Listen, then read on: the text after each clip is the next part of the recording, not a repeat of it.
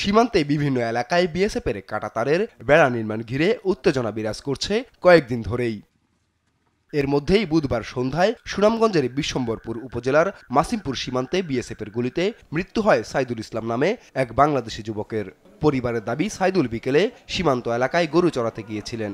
গরু আনতে নোম্যান্সল্যান্ডের কাছাকাছি পৌঁছালে বিএসএফ হঠাৎই গুলি চালায়। গুলির শব্দ শুনে স্থানীয় লোকজন ঘটনাস্থলে ছুটে গিয়ে তাকে আহত অবস্থায় উদ্ধার করে। পরে সুনামগঞ্জ সদর হাসপাতালে নিয়ে গেলে চিকিৎসক সাইদুলকে মৃত ঘোষণা করেন। গরু আনতে গেছিল, ইন্ডিয়া ছিল গরু, তারপরে গরু আনার সময় উদ্ধার করতে যখন গুলির শব্দ শুনছি আমরা, তখন মানুষ দূরে দূরে করে গেছে, যাওয়ার পরে গুলি খাওয়ার পর চলে গেছে। তারপর আমরা তৎকালীন জায়গায় তাদের। এদিকে চাঁপাইনবাবগঞ্জ সীমান্তে বিএসএফের কাঁটাতারের বেড়া নির্মাণের চেষ্টা ঘিরে এখনও থমথমে অবস্থা। বুধবার সন্ধ্যায় তৃতীয়বারের মতো পতাকা বৈঠকের পর কাজ বন্ধ রেখেছে ভারতীয় সীমান্তরক্ষী বাহিনী। এরপর থেকে সতর্ক অবস্থানে আছে বিজিবি। তাদের সঙ্গে যোগ দিয়েছেন স্থানীয় বাসিন্দারাও।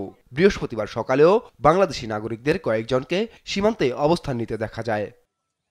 এর আগে গেল রোববার সকালে বাংলাদেশের সীমান্ত ঘেঁষে রাস্তা ও কাঁটাতারের বেড়া নির্মাণের চেষ্টা করলে বাধা দেয় বিজিবি। মঙ্গলবার আবারও একই চেষ্টা চালায় বিএসএফ। বুধবার নওগাঁর ধামইরহাট উপজেলার বস্তাবর সীমান্তে বিএসএফ কাঁটাতারের বেড়া নির্মাণের চেষ্টা করলে বাধা দেয় বিজিবি। আপন অপু, নিউজ ডেস্ক, দেশ টিভি।